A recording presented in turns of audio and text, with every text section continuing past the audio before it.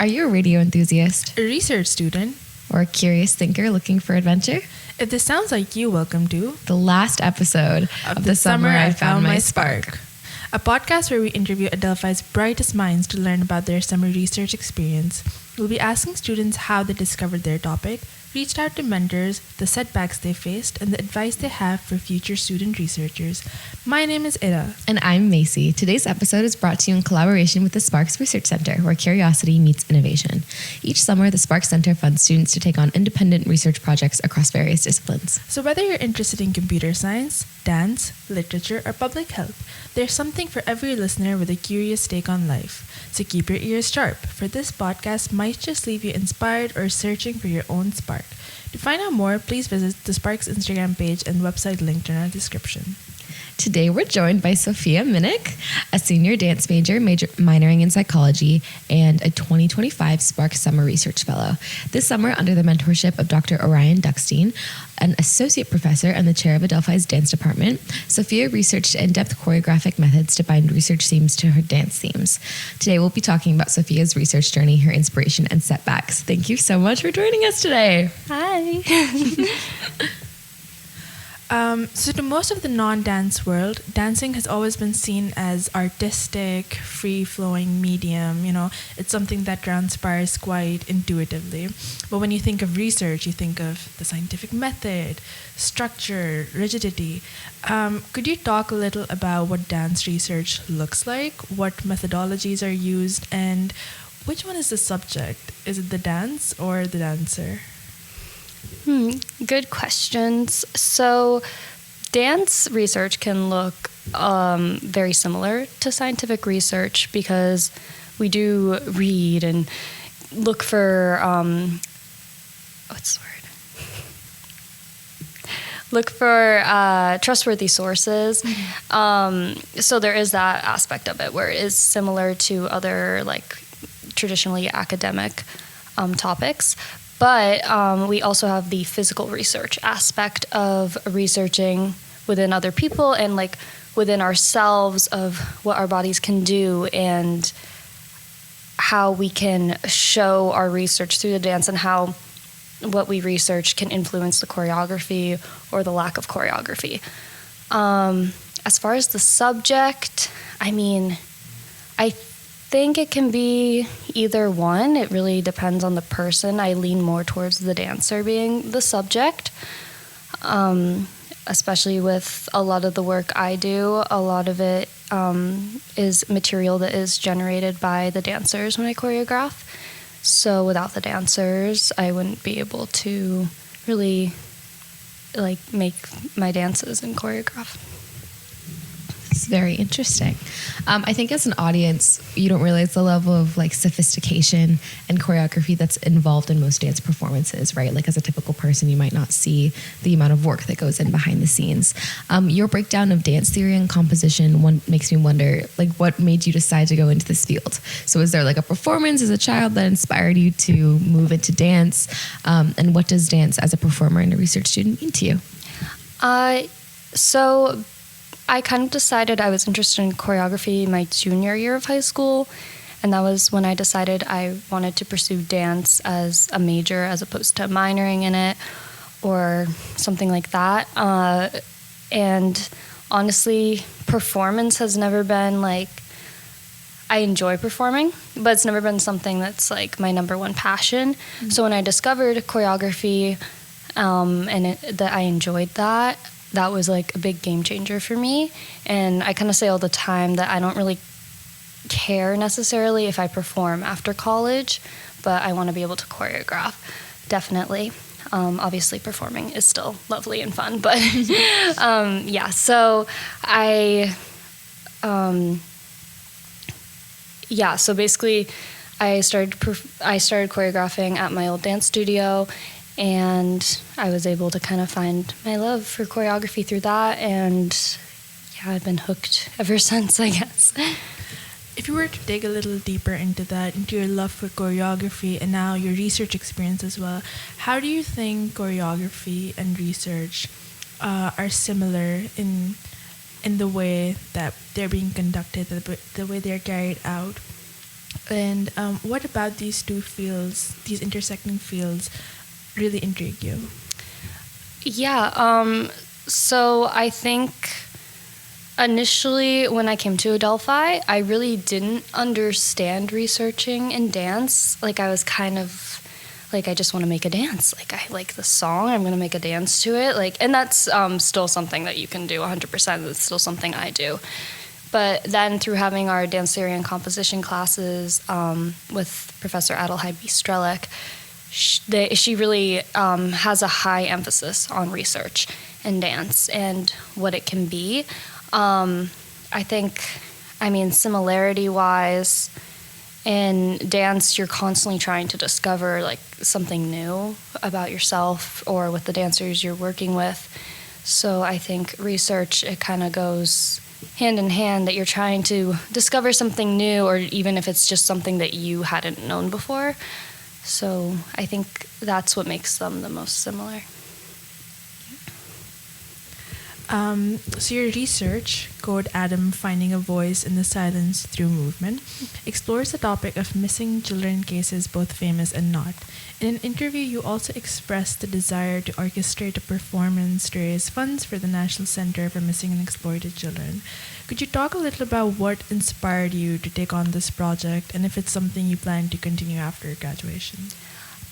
So this solo that I created, Code Adam, was something I made for my Composition and Theory 2 class, and I was asked to put it in the Creative Works and Research Conference. So what inspired me is I've always been a big watcher of like true crime and stuff, but as I've gotten older, I've more so curious about the stories of the people and kind of the injustices they face versus like the gory, like true crime that a lot of people are interested in. So hearing about all these cases of, obviously there's very popular missing children cases that are like almost household names in a sense, but there are a lot of people who are minorities or lower class that are unable to get the exposure to get their cases out there and solved, or any sort of action to be taken on their cases. So that's something that's really, I'm really passionate about.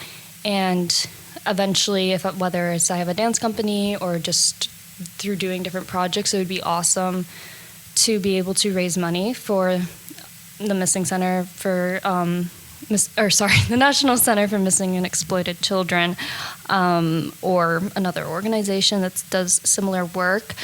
A big person that like inspires me, like with their kind of stories and like true crime, is a podcaster, Kendall Ray.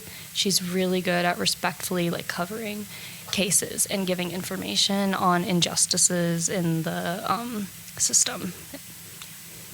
I really like your focus there on the people behind the story versus like the shock value that comes with it. Yes. I think a lot of people look at stories like that, especially when it's coming to children and the injustices that they're facing there, and they talk about it because they want kind of like a reaction from the people who are watching it, right? I think that's a really interesting approach that you've taken there, to have that kind of like representation of how people are impacted by these situations versus like all the dirty details, you know what I mean? Yes. I think that the art is also a great way to represent that. Yes, and I mean, true crime is, at the end of the day, like, people make it for somewhat of entertainment, obviously. Mm-hmm. And I'm not saying that like that's necessarily a bad thing. It's just when it becomes exploitative that it can be harmful to the people. But most of the time, if a case is being covered, even if it's not by a major news channel, it helps bring awareness to the case, which means there can be a lot more leads. So. Okay, this is very insightful. Thank you. So dance research often involves working with collaborators, right? So dancers, advisors, musicians, choreographers, audience members. Did collaboration play a role in this project specifically, and how did these partnerships influence your final work? Within Code Adam? Mm-hmm. Code Atom was not a collaborative work. It was a solo that I had to make on myself for composition 2. It was mostly research-based, and it wasn't a big collaborative experience. It was using tools that we had learned in the class to create this. It was my final solo for a grade. But yes, I'm hoping to next semester for my senior capstone possibly collaborate with people and include some aspects of Code Atom within that piece. But I'm still deciding. So.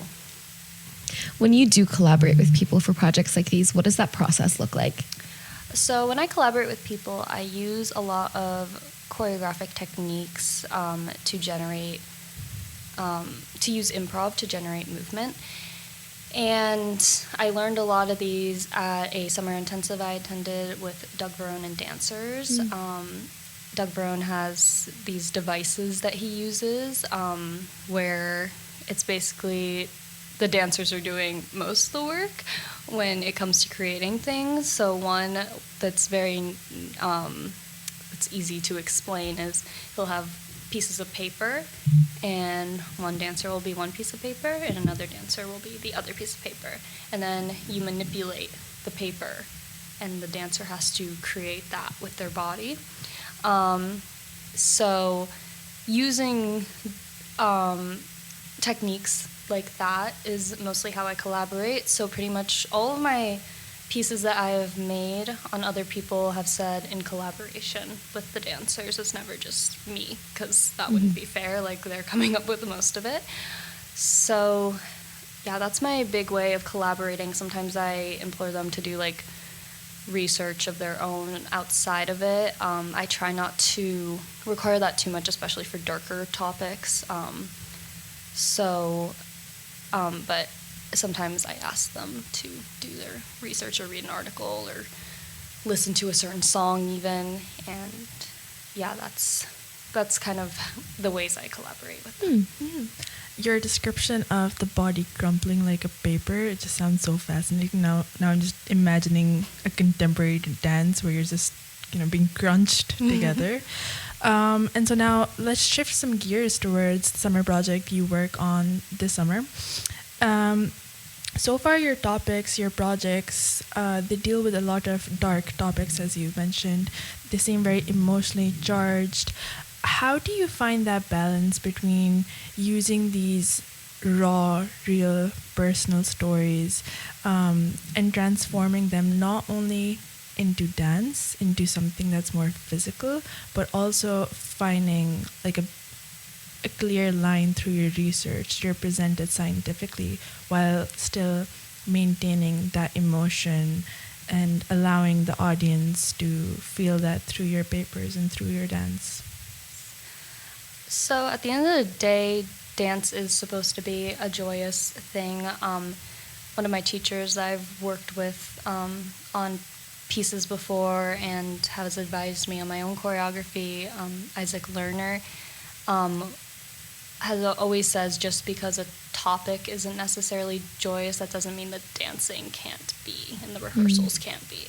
So I think that's a really good way of looking at pieces and rehearsals, and even if something's dark, it doesn't have to like feel that way, because that's how you kind of create like a toxic environment. Obviously, you want to take it seriously, especially with some of the topics that I use. We can't not be serious about missing children or women's issues and stuff like that.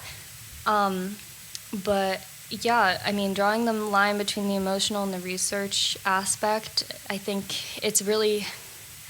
research can be quite emotional, especially when it comes to dance, since it's not necessarily, I mean, I guess you can use data in dance, but it's less data, like numbers and statistics, that might not seem as emotional, and more like articles and reading about these things, or viewing videos about different ideas, or listening to music that might make you emotional.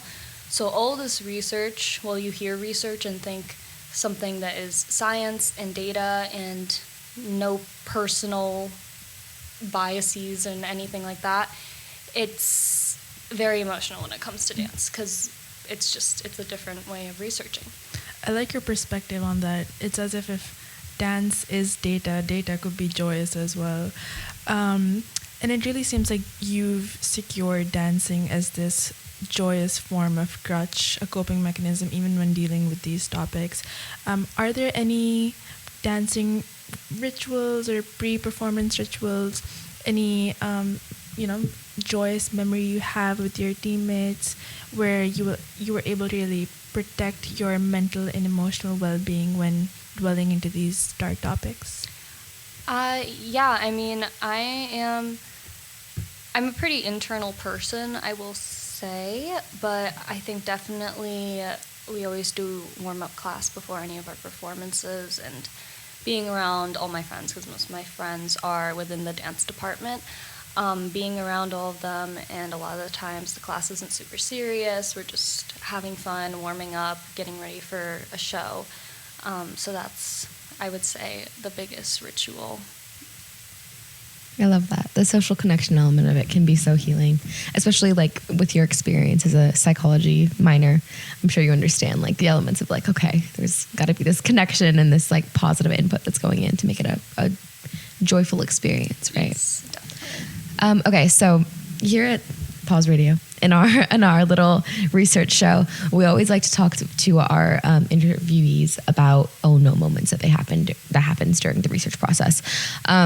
When a project idea you spent weeks refining gets shot down, or the results you were hoping to get backfires. And as researchers know, failure is a fundamental aspect of the research process that has to happen for us to learn.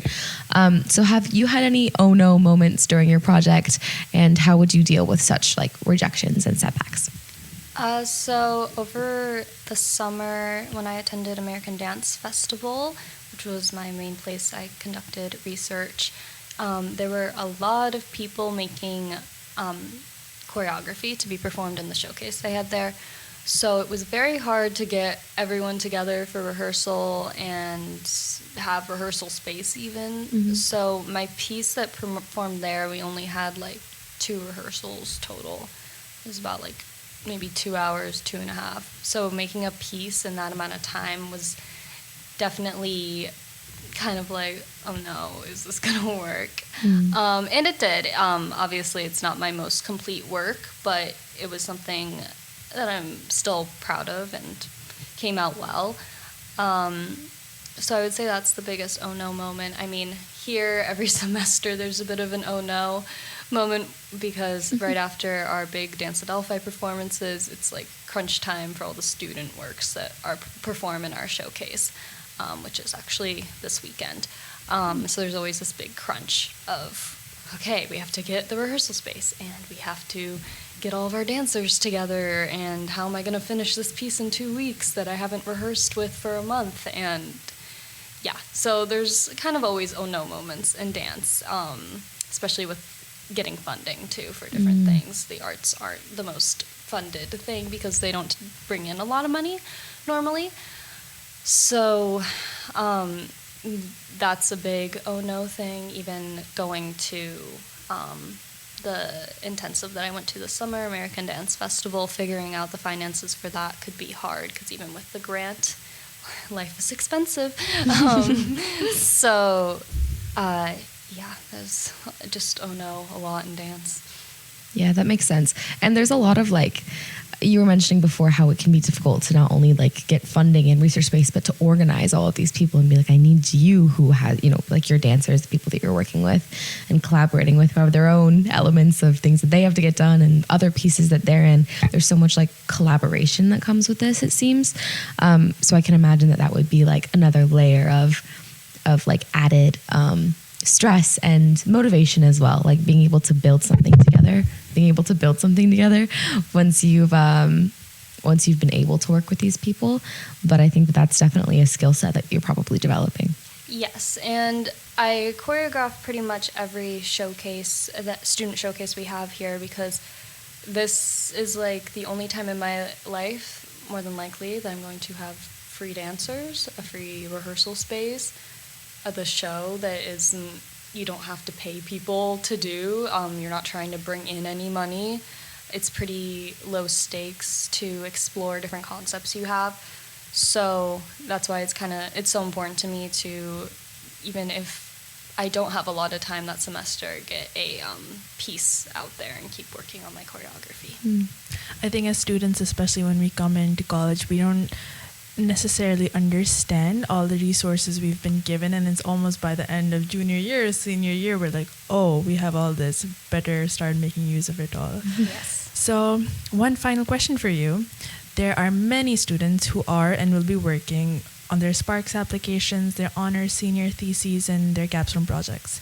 Do you have any tips and tricks for students who want to pursue research but don't know where to start? I know that many students are very scared to make that jump. And if you go back to the beginning of your research journey, what wisdom would you impart on yourself?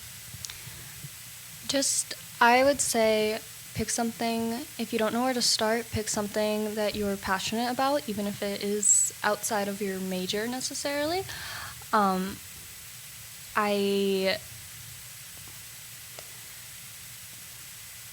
I mean, as far as what I would have given,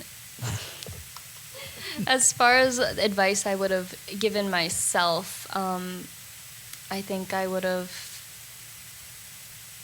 kind of lived in the moment when I was doing my research more.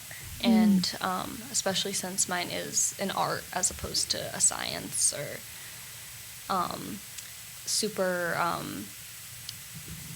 like dire research or anything like stuff like that. I think that since dance is, as I mentioned, it should be joyous, I wish I lived in it a bit more. So I would say that was the advice I would give myself and to anyone else, is to pick something you're passionate about and enjoy it while you're doing it. Live in the moment of doing your research. I love that. Well, thank you so much, Sophia, for joining us today. We're so grateful for your time, and thank you for sharing your story of dedication and resilience with our listeners. If you have any questions about Sophia's project or would like to collaborate, you can contact her via email, which is included in our episode description. And thank you to the Sparks Research Center for sponsoring this episode and continuing to support student innovation across campus. If you want to learn more about how to get involved with Sparks or apply for next summer's program, check out their page on the university website. We'll link it in the episode description. And that wraps up our last episode for PAWS Radio of the fall 2025 semester. Until next time, stay tuned and stay curious, and we'll catch you in our next episode next season of The Summer I Found My Spark.